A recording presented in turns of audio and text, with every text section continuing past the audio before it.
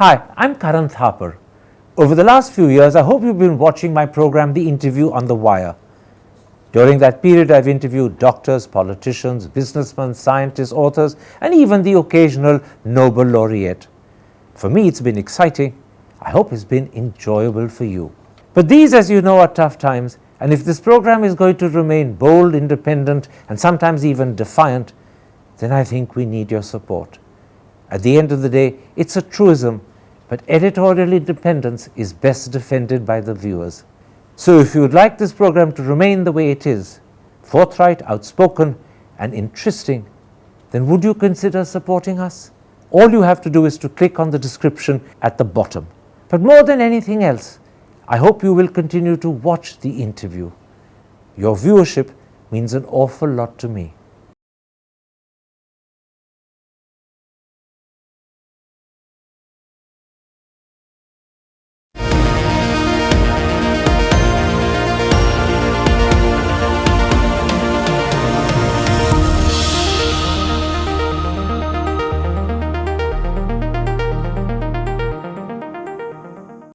Hello and welcome to a special interview for The Wire. Yesterday afternoon, Pakistan's former Prime Minister Imran Khan was dramatically arrested on the premises of the Islamabad High Court when the country's rangers stormed the building. Quite clearly, this is a seminal moment in Pakistan's politics. So today we ask, what does this mean for the civilian government, the army, and of course, what does it mean for Imran Khan and his PTI party? My first guest today is one of Pakistan's most outstanding journalists, the very well-known television anchor, Hamid Mir. Hamid Mir, let's start with the arrest. It happened at the orders of the National Accountability Bureau, who've accused Imran Khan of corruption in connection with what's called the Al-Qadir case. Briefly, what is this case? Can you give us some details of the alleged wrongdoing? Thank you very much, Mr. Karan Thapar, for inviting me in your show. First of all, you should understand that National Accountability Bureau is one of the most infamous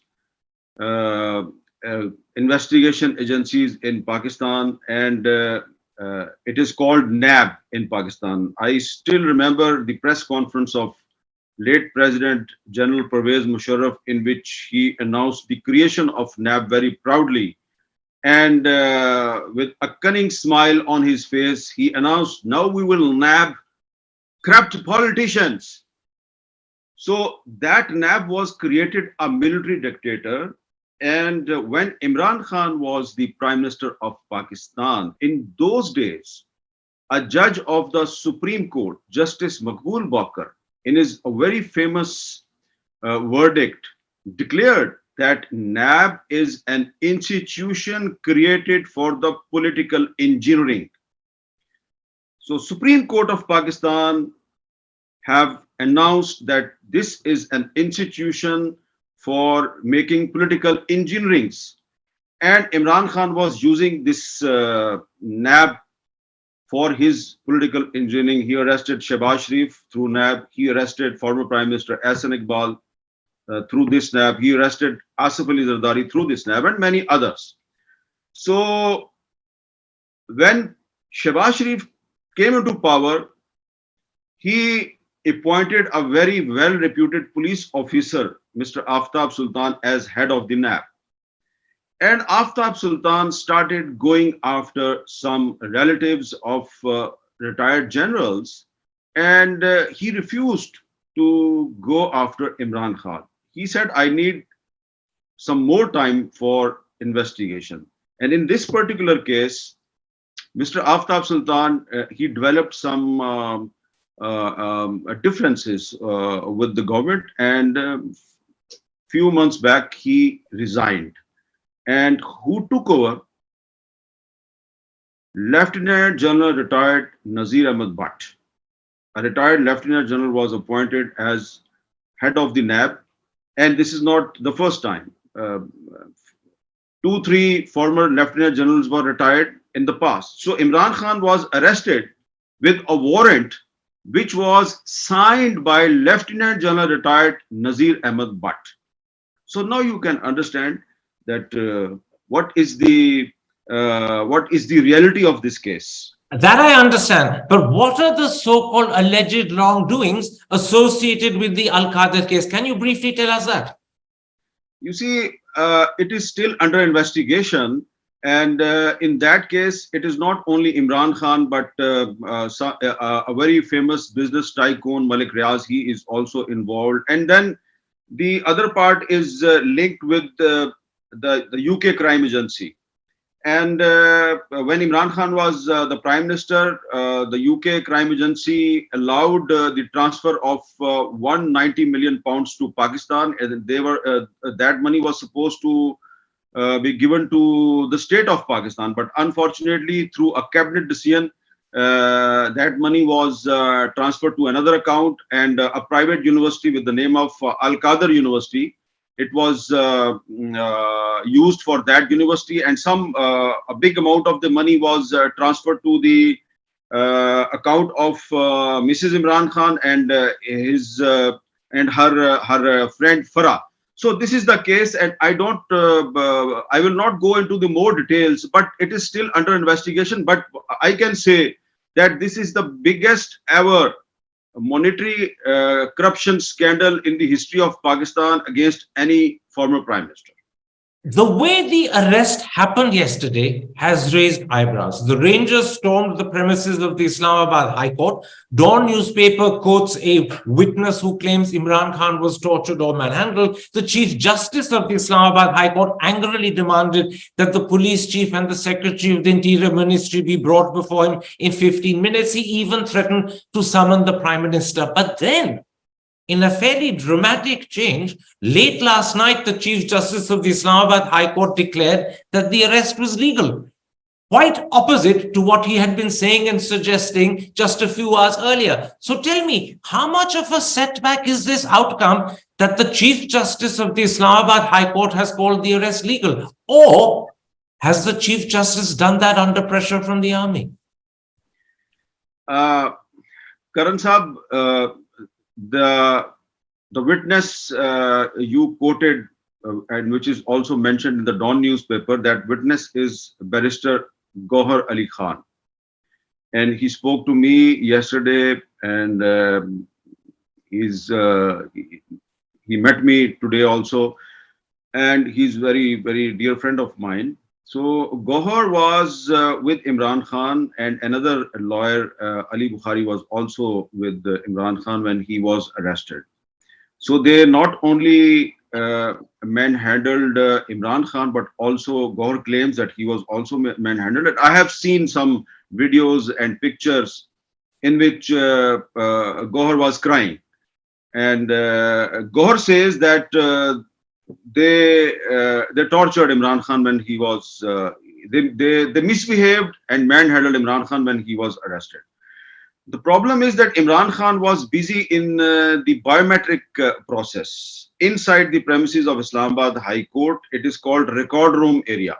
It is not a courtroom area, but it is record room area, and it is the part of the Islamabad High Court premises. So according to Gohar, when they saw Rangers coming towards them, the Islamabad police locked the door. Islamabad police was aware now what's going to be happen.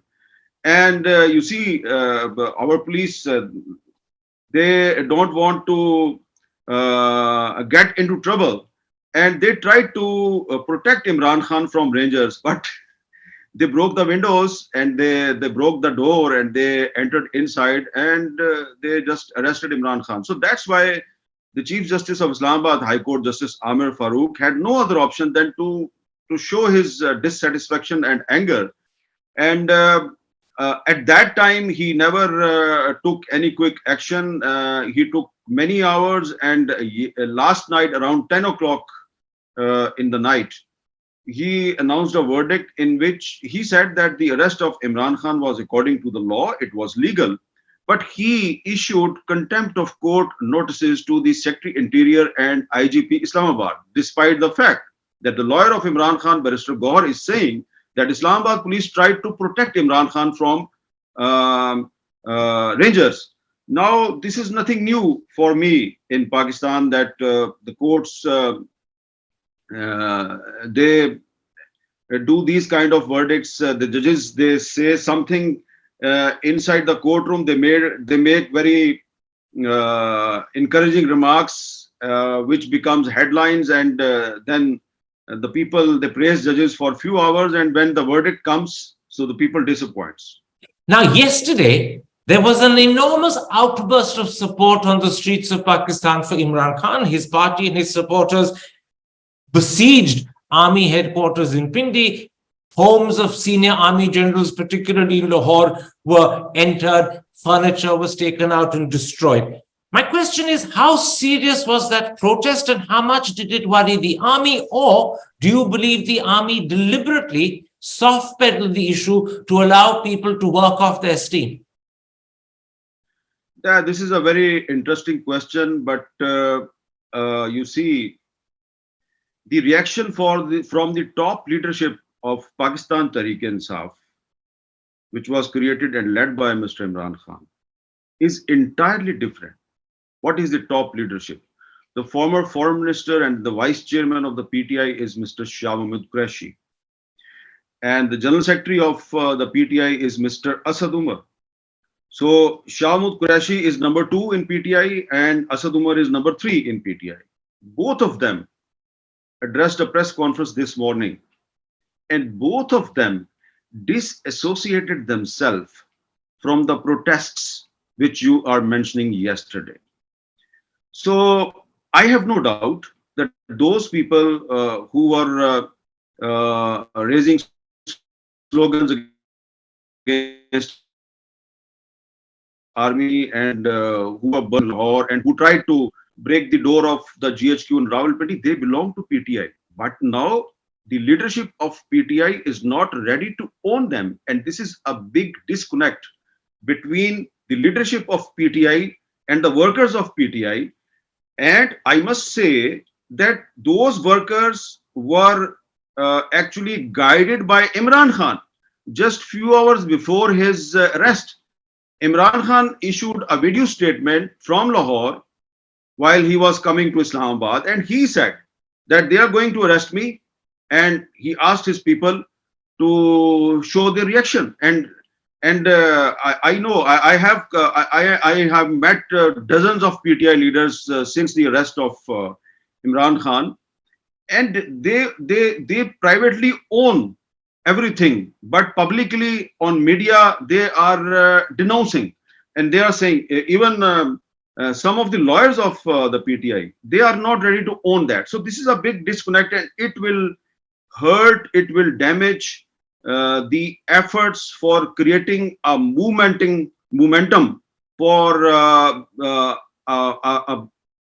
an effort to mobilize public against the government on roads. In fact, if I recall correctly, this morning at the press conference he held, Shah Mahmud Qureshi actually called upon people to protest peacefully. He made it very clear he did not want to see any violence, and presumably he was talking about the disturbing scenes of buildings burning, particularly Radio Pakistan and Peshawar that we saw last night. So if there is what you call this disconnect between the leadership and between the rank and file and supporters, then what does that suggest is going to happen today? Because the leadership is called for a nationwide strike today. Is it likely to be ineffective? You see, Asad Umar, who is the general secretary of PTI, he also said this morning that it is a conspiracy against them. It is a conspiracy that some people were sent to attack the houses of the army officials to give an impression that PTI is a violent political party. You see, the reaction of Pakistan Tehreek-e-Insaf was not a political reaction. It was the reaction of a fan club of Imran Khan, which is not political. I can say carefully that it's a fan club. It's not a political party. They don't have a political cadre. Yes, Shah Mahmud Qureshi is an old politician, but Asad Umar was few years ago, he was just a businessman. Secondly, this is what the ISI taught PTI in 2014 to attack Parliament, to attack PTV. So this is what they learned from the then leadership of ISI, and now the ISI and Pakistan Army is paying the price of their interference in politics, and that's why I think that this is the time to learn lessons.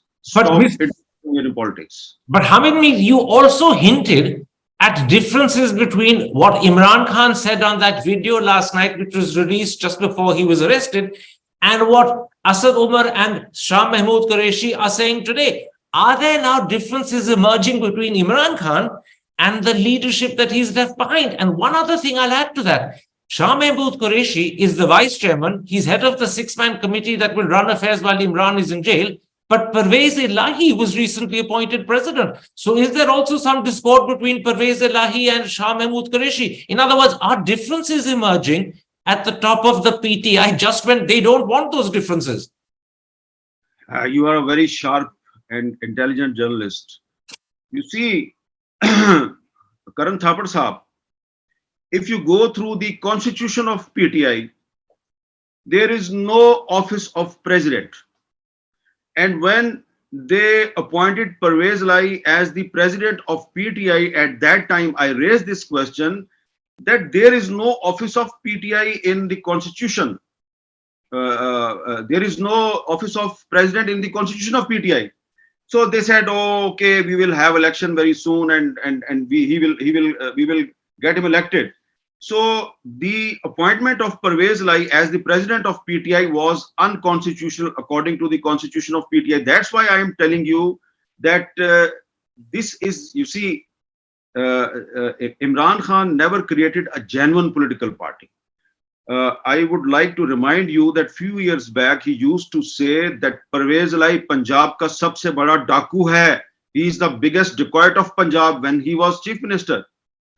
So he declared him a dacoit, and now he appointed him as the president of PTI. And you see what he said yesterday.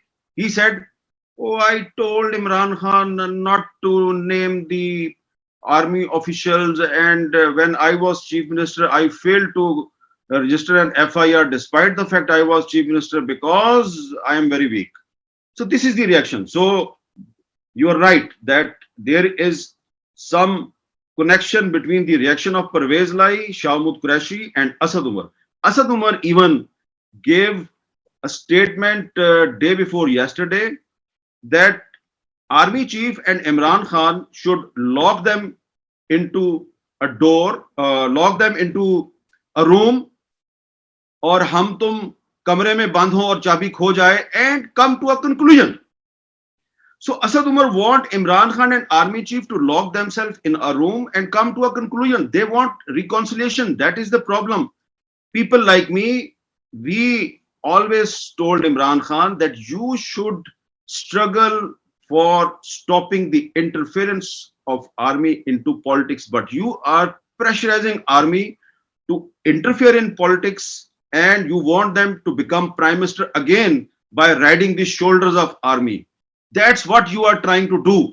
This is the difference. You see, this is the difference, that Imran Khan don't want to stop the interference of army in politics. He want to use army again for becoming prime minister, because in 2018 army used him and he used army, and it was a great collaboration, and it's a great shock for the fan club of Imran Khan, which is called PTI, that the same army which gave us power in 2018, now they turned against us, and it is very difficult for them to digest this shock, and they are attacking army.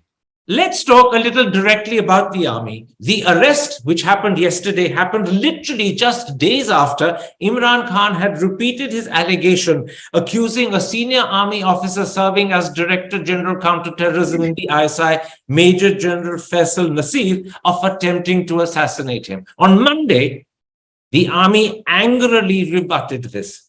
Do you see the hand of the army behind the arrest that happened yesterday?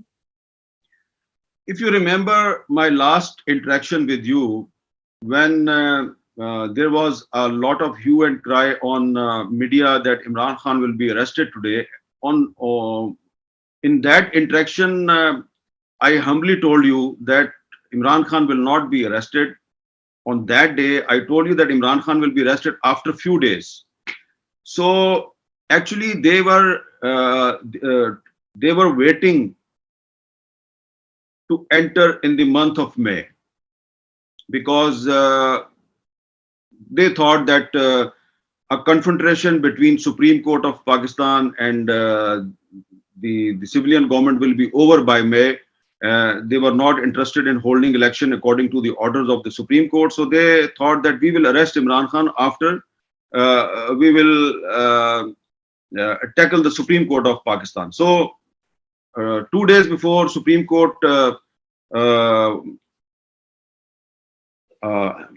did hear the case again, but they never started the contempt proceeding. So it was a big relief for the civilian government and they arrested Imran Khan.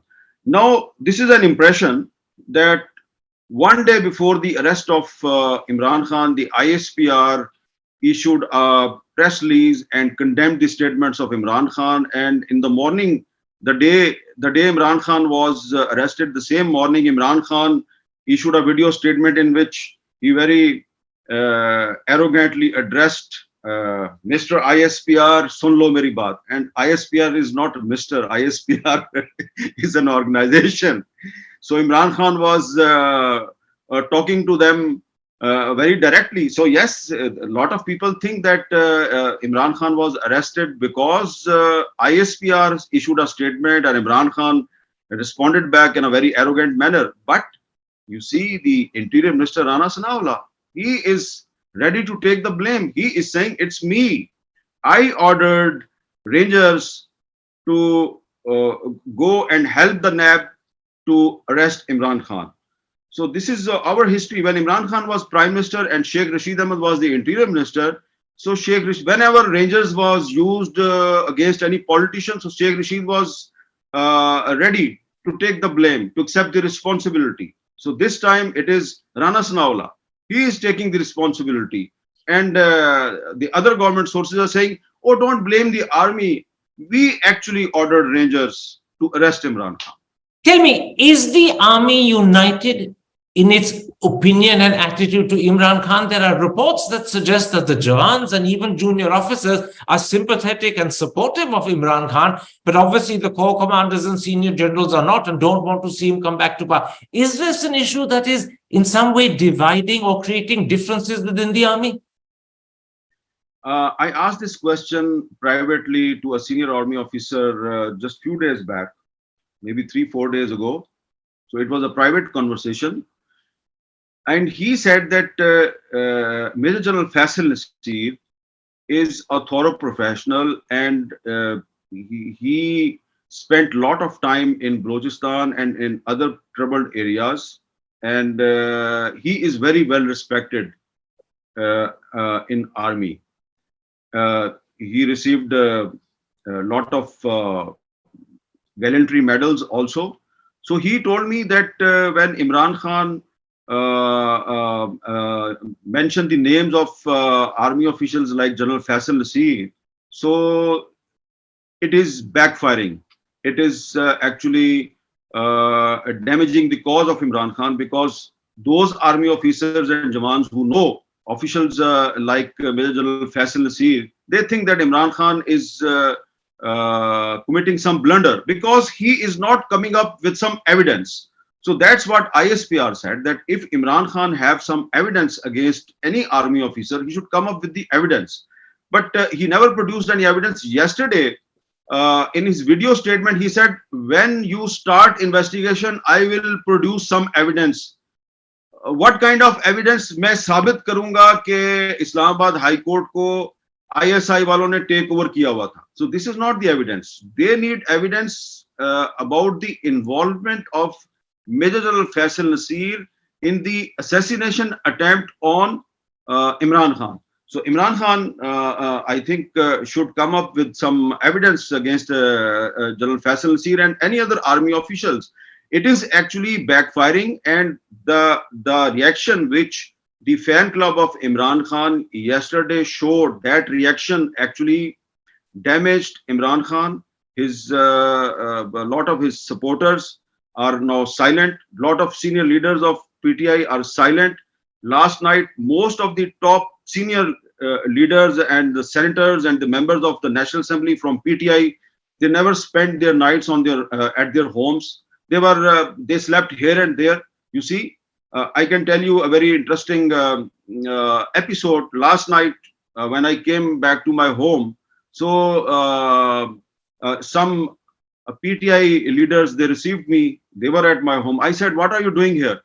They said, "You see, the police is after us. They are making raids here and there, and a lot of PTI leaders, they don't have a place to spend this night. So we came to you." I said, "Okay, but my house is not safe." They said, "You know, you are an old traitor, and we are new traitors. So we thought that you will not inform police or any intelligence agency. So allow us to spend one night at your home." So I said, "Okay, welcome to the Traitors Club." Tell me, normally, when a former prime minister has been arrested, the present prime minister Shehbaz Sharif would clearly have accepted this is the right thing to do. But when Imran Khan was arrested yesterday, Shehbaz Sharif was in fact in London. He's been there since before the coronation, and yesterday he extended his stay in London by one more day. I believe he's only going to leave London today, Wednesday. So my question is simple. Was Mr. Sharif, the sitting prime minister, consulted? Or was he just informed? Or was it neither? I think this decision was taken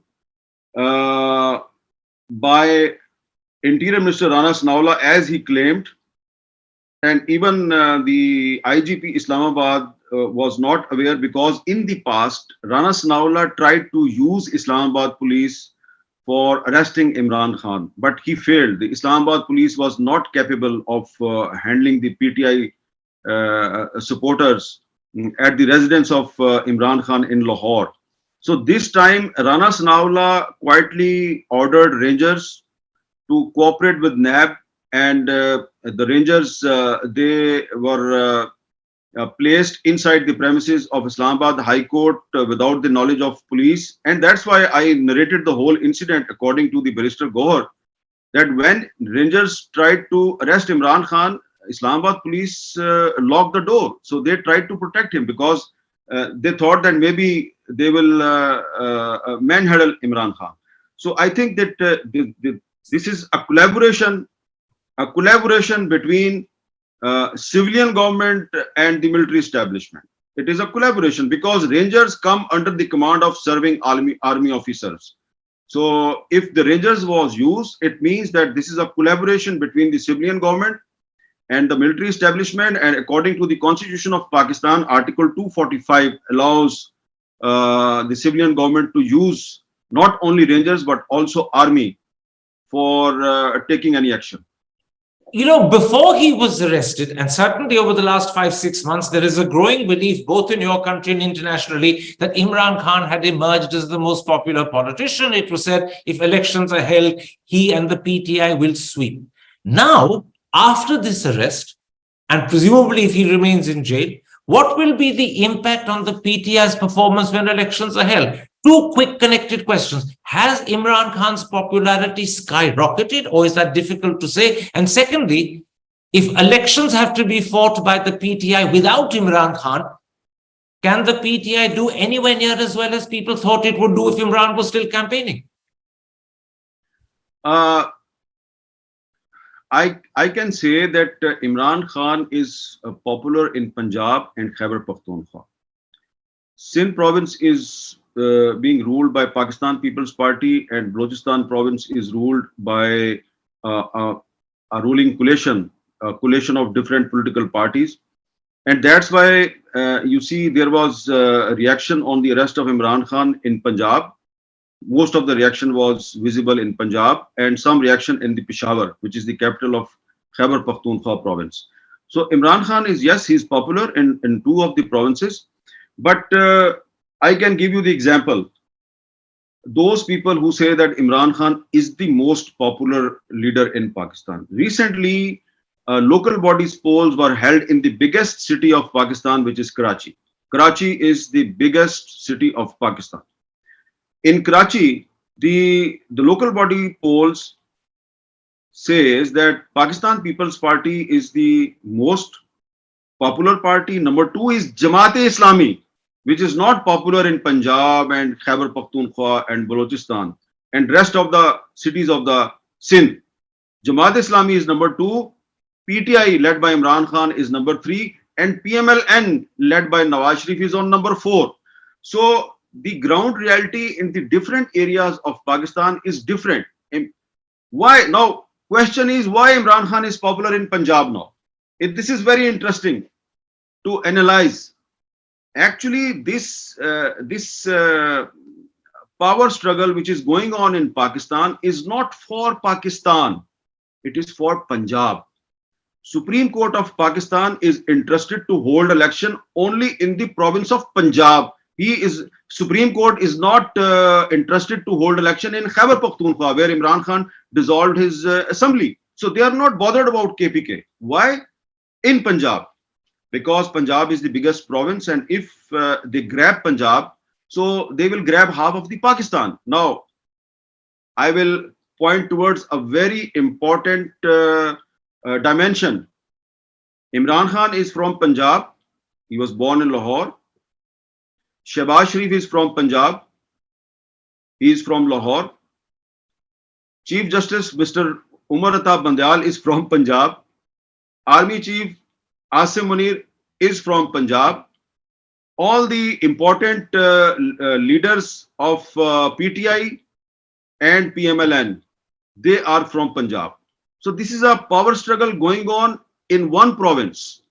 Rest of the three provinces are abandoned. So very few people are analyzing the situation from this angle. ये पंजाबियों की आपस की लड़ाई है. This is a power struggle among Punjabis.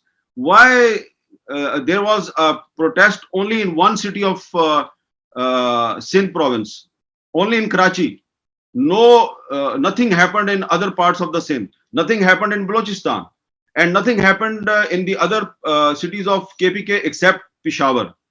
Why the violence and the protest rallies and the slogans were heard in the central Punjab? Central Punjab.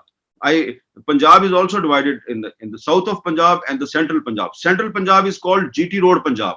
So Imran Khan is popular in GT Road Punjab, and GT Road Punjab is the heartland of Pakistan.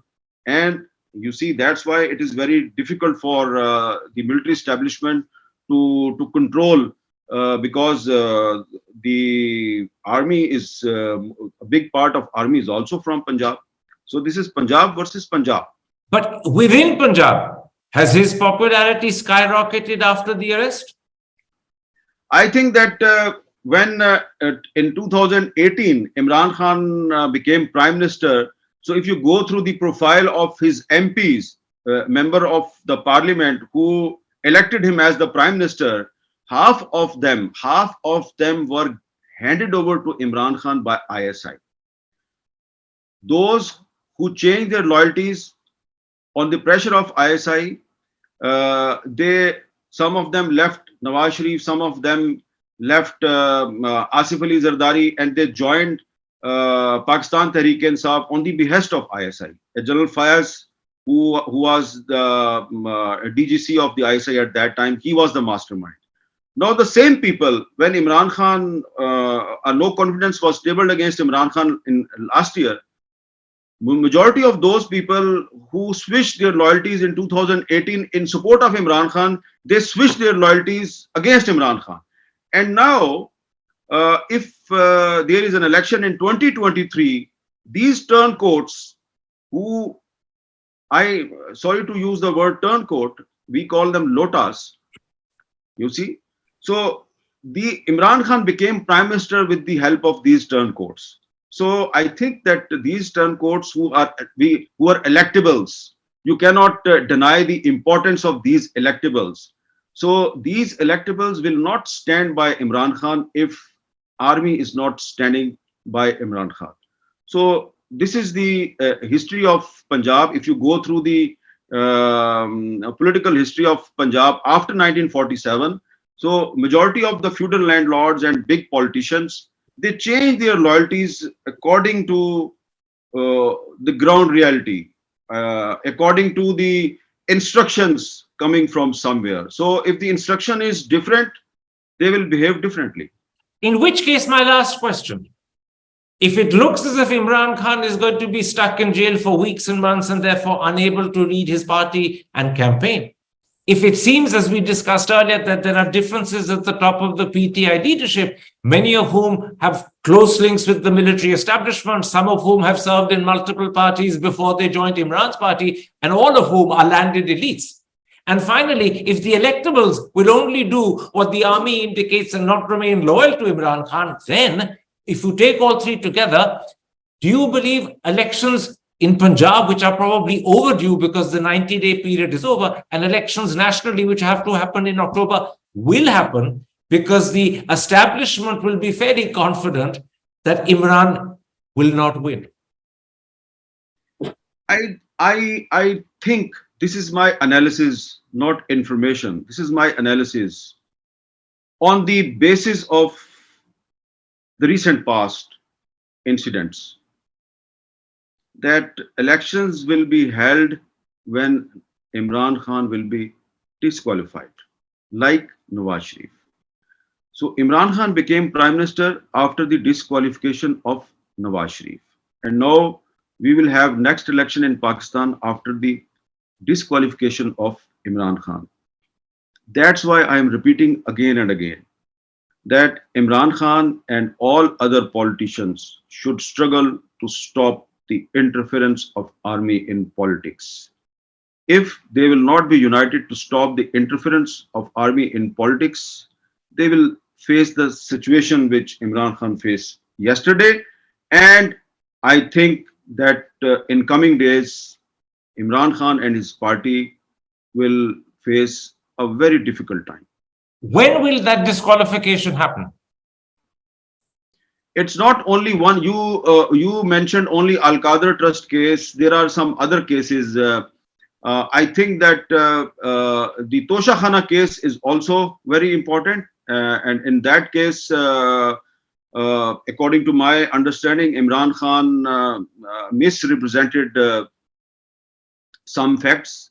He never, his lawyers never made facts to the courts. And then another case is very old case about his daughter. I personally, I don't think that that case is important, but for his political opponents who are thirsty to disqualify, who are dying to disqualify Imran Khan, they will try their level best. You see, for them, everything is possible in love and war. So I think they will use the daughter case to disqualify Imran Khan. So Al Qadr Trust case, Tosha Khana case, and his daughter case. There are three cases in which they can disqualify him before October 2023. So elections could be on time. Yes, you see, the elections were held on time in 2018 after the disqualification of Nawaz Sharif to benefit Imran Khan. So now this time we will have election. I want election in 2023 at every cost. But this is my personal wish. The opponents of Imran Khan want elections only in case of his disqualification. They will disqualify him and then they will hold elections. Hamid Mir, thank you very much for this eye-opening and very informative analysis of the situation in your country. I'm very grateful. Take care. Stay safe. Thank you. Welcome back. I'm now joined by one of Pakistan's most illustrious columnists and, more importantly, Imran Khan's international press spokesman and also his focal spokesperson, Raoof Hasan. Mr. Hasan, let's start with Imran Khan. As his spokesman, what can you tell me about how he's been treated since he was arrested yesterday afternoon? And what do you know about his frame of mind? Well, I can't say much about how it's being treated today, but yesterday was a brutal arrest. We saw it on camera, and we have also heard descriptions, from those people who were with Khan yesterday in the courtroom when he was virtually assaulted and plucked off the chair that he was sitting in, and I'm given to understand that he was punched and kicked and then virtually dragged to the vehicle and taken away. So not a very comfortable aspect, to put up with. Tell It me, was horrible. They did not have to do it. was he taken to a regular jail? Was he taken to a military guest house that has been converted into a jail? Do you have any idea of where he was kept overnight?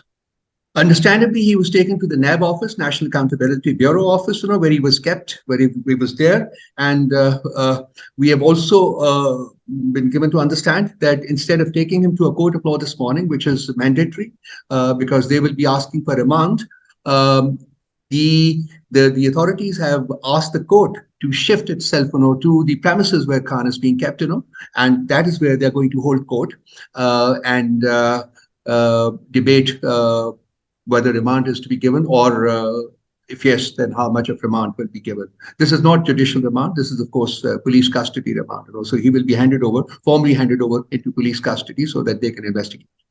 Now, late last night, I believe it was at 10 o'clock your time, the Chief Justice of the Islamabad High Court declared Imran Khan's arrest legal.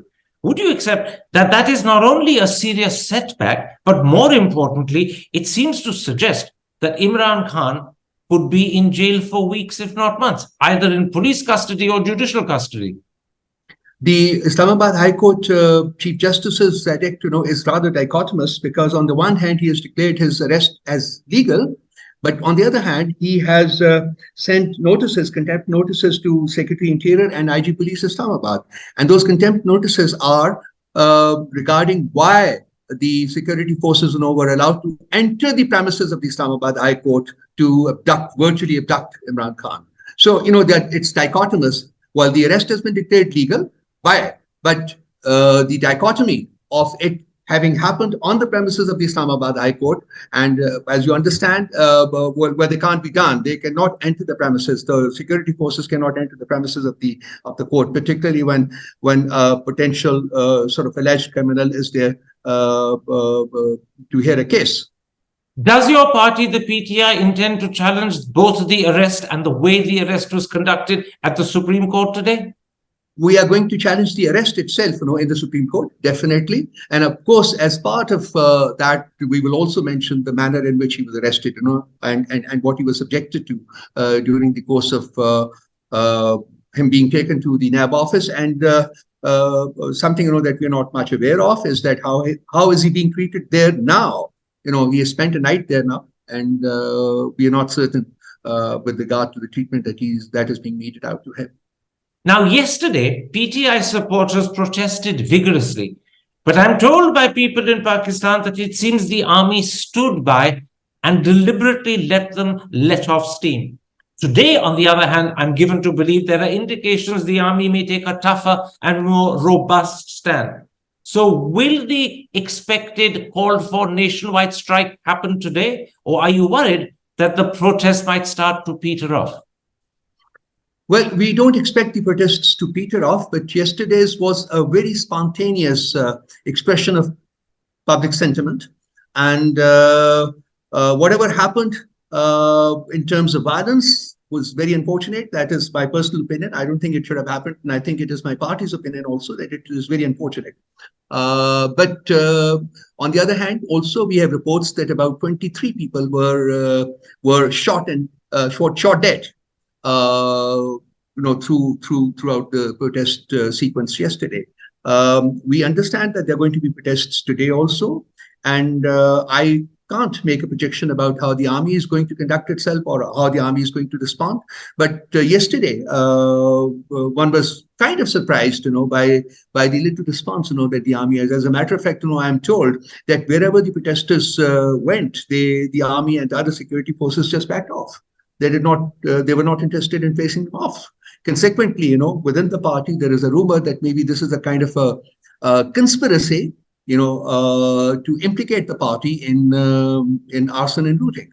So, we will have to see and, watch that and see what happens. Now, the key question is who will lead the PTI while Imran Khan is incarcerated in jail? I know a 6-member committee has been set up under Shah Mahmood Qureshi, who is your vice chairman, but not so long ago, Pervez Elahi, who is new to your party and was in fact a chief minister of Punjab, has been appointed president of the party.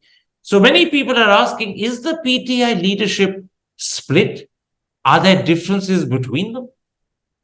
Well, Shah Mahmood Qureshi is the vice chairman of the party, and obviously in his absence, this has been discussed many times in the party meetings. He's the one who's going to lead the party. Pervez Elahi is a member of the party, and as president of the party, he cannot replace the vice chairman, who is designated to lead in the absence of Khan. So it is Shah Mahmood Qureshi basically, and the committee which has been constituted, comprising 6 people, they had a session yesterday, and they've decided on the course to follow in the days and weeks to come. So we're looking up to Shah Mahmood Qureshi as the one who's going to lead the party in the absence of Mr. Khan. But Shah Mahmood Qureshi was the person who this morning at his press conference actually publicly said that he would not like to see more violence, more trouble when the protests continue.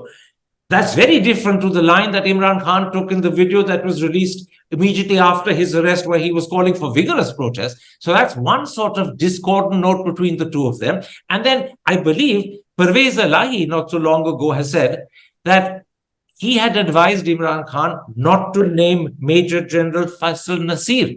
That seems to be another element of discord between Imran Khan this time and Pervez Elahi, which is why people ask, are there some differences between the top leadership of the PTI, which now, with Imran in jail, might become a worrying concern? Well, let me explain it to you. In the last over 1 year since Khan has been ousted, we've held dozens and dozens of protest meetings, but not a flower pot has been broken, because Khan has reiterated repeatedly that he believes in peaceful protests, not violent protests. Even in his message recorded yesterday, before he set off from Lahore to Islamabad to appear before the Islamabad High Court, he said that I know that I'm going to be arrested, but I believe in rule of law. And if they're going to arrest me, I'm here. I will present myself to be arrested. This is his recorded message. I can send you a copy of that. You can hear it yourself. So he has never advocated for violent protests. And as a matter of fact, the proof thereof is that in over 1 year, all the protests where hundreds of thousands of people used together, there has been no act of violence at all. As I said in response to an earlier question by you, that I am personally disturbed about the violence that was perpetrated yesterday. But this was a very genuine outpouring of emotions from Khan's followers, when he was arrested. About Shah Mahmood Qureshi's press conference this morning, he is only repeating what Khan has always believed in, that there should be no violence in protest. Yes, there should be protests, but there should be no violence. Pervez Elahi, I am not very familiar with that, what he said, but the fact is that he does not really belong to the PTI core, as I call it.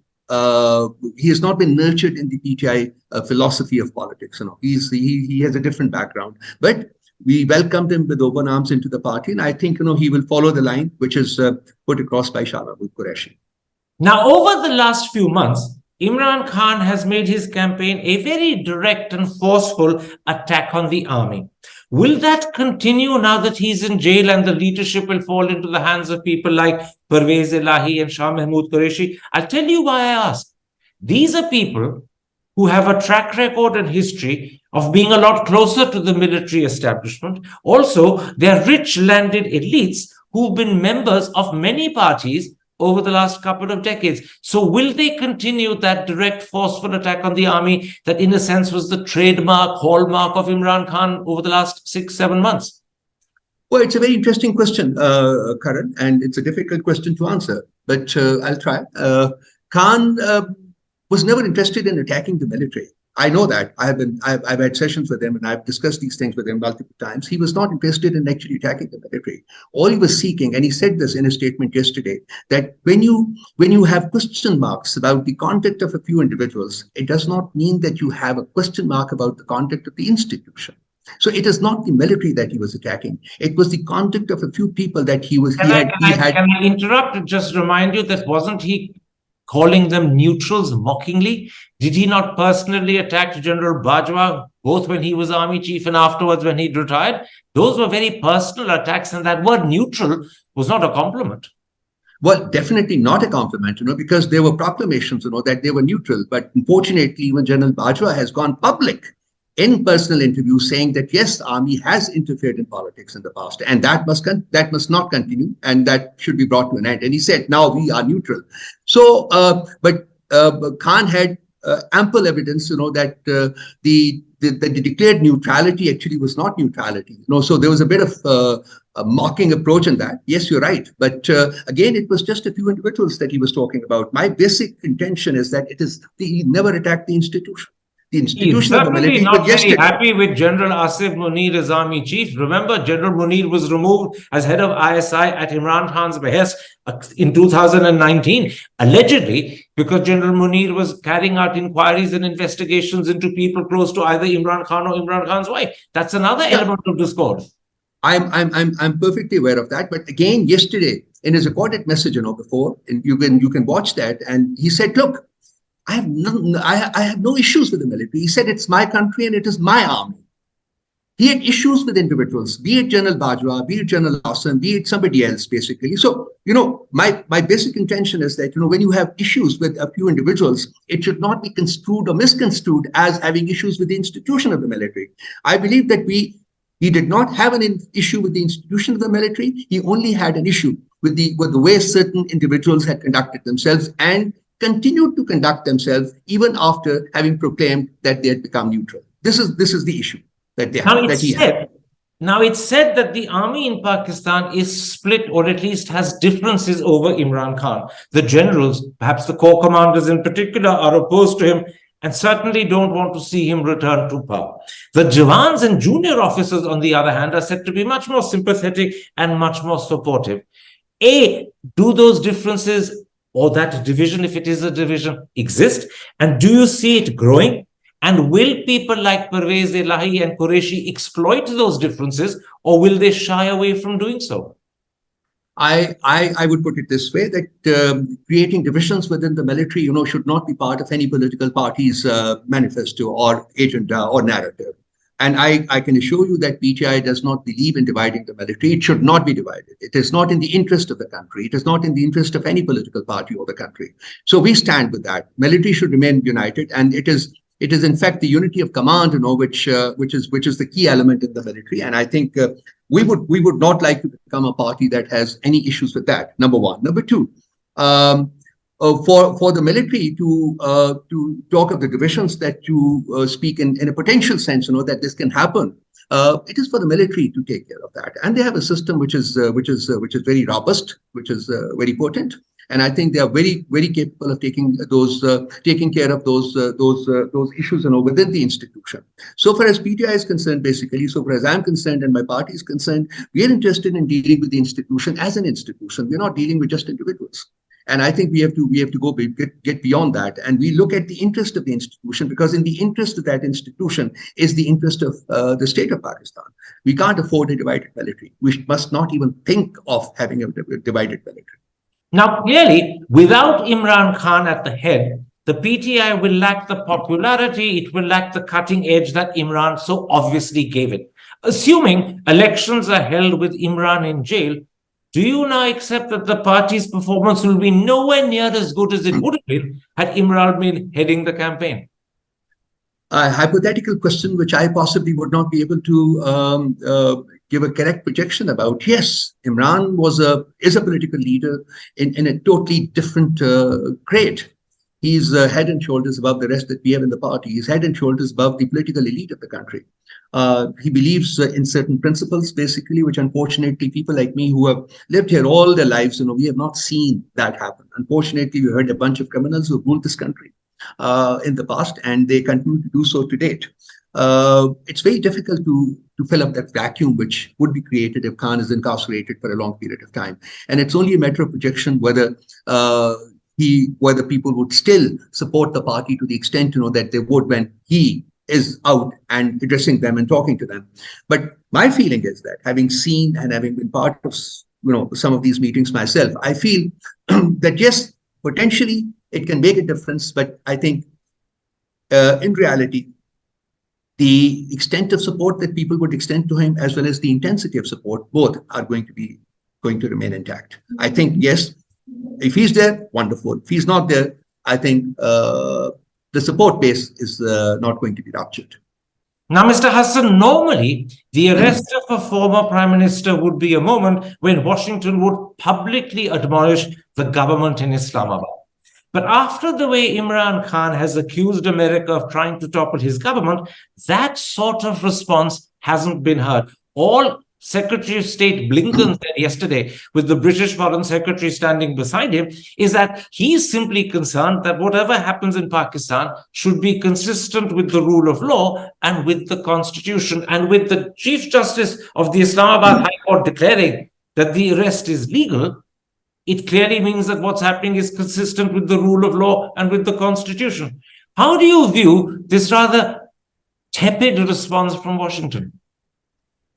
Well, let me go back into what stand out as facts, as realities. The cipher is a reality, and I am one of those people who have seen it myself. I've gone through it. It's a reality. The contents of the cipher are a reality. The meetings of the National Security Committee, in which it concluded that there had been gross interference in Pakistan's affairs, is a reality. It is there. The minutes of the meeting of the National Security Committee, which was held under the chairmanship of the current Prime Minister, in which they reiterated the contents of the previous minutes, is also a reality. So anything can it can lead to a kind of repertoire that we had built about an illegal and unconstitutional removal of Khan. But like Khan said, look, it's all in the past. We've gotten over that. We've forgotten about it. We want to move ahead, and this is exactly what he has tried to do in the past 3-4 months. The response from the Americans and the British, like you've said, I think staying within the diplomatic ambit, I think this is all that they would have said. If they have to say anything else, possibly they would be doing that through their diplomatic channels, and I expect that they would.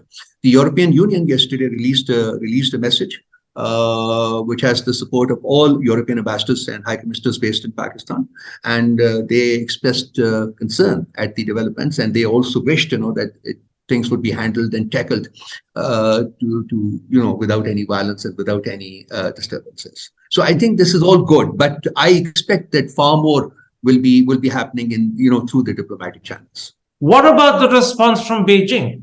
On several occasions when Imran Khan was prime minister, he went out of his way not to criticize China over its treatment of the Uyghurs. He actually claimed he had no knowledge of what was happening.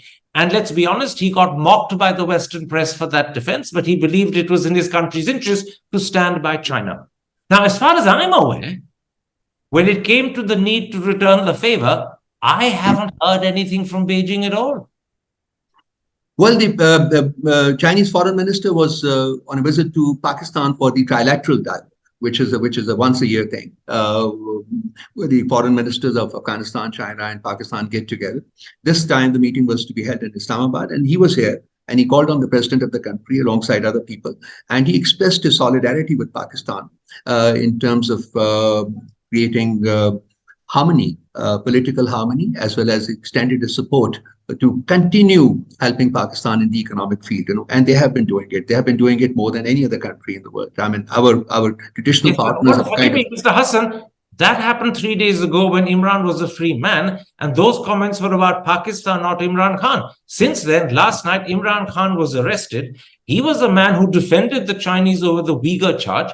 Have they returned the favor by even expressing concern? As far as I know, there's silence from Beijing. I was coming to that. Chinese are not used to giving public statements. They always, if you look at the history of the Chinese interaction with countries, bilateral, trilateral, they always take that up at the appropriate level, which is in the diplomatic arena. They will do so. And I'm sure they expressed their solidarity when the foreign minister was on a visit to Pakistan. And I think they would continue to remain interested in Pakistan's unity and security. I don't think there is a need for them to make a public statement with regard to what is happening. They don't believe in interfering in the internal affairs of another country, and this would be construed or misconstrued as interference. So I think, but I'm working closely with them. My think tank basically conducts this trilateral dialogue also twice a year, and other bilateral dialogues. So I'm constantly in touch with them, and I feel that there is a level of concern about the situation in Pakistan. All right, Mr. Hasan, let's leave it there. Thank you very much for speaking to me. Thank you very much for making time for me. Take care. My pleasure. Thank you very much, Karan. God bless. Take care. Bye-bye. Hi, I'm Karan Thapar. Over the last few years, I hope you've been watching my program, The Interview on the Wire. During that period, I've interviewed doctors, politicians, businessmen, scientists, authors, and even the occasional Nobel laureate. For me, it's been exciting. I hope it's been enjoyable for you.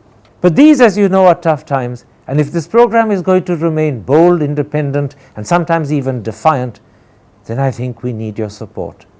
At the end of the day, it's a truism, but editorial independence is best defended by the viewers.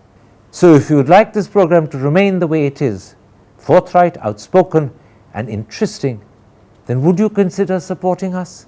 All you have to do is to click on the description at the bottom. But more than anything else, I hope you will continue to watch The Interview. Your viewership means an awful lot to me.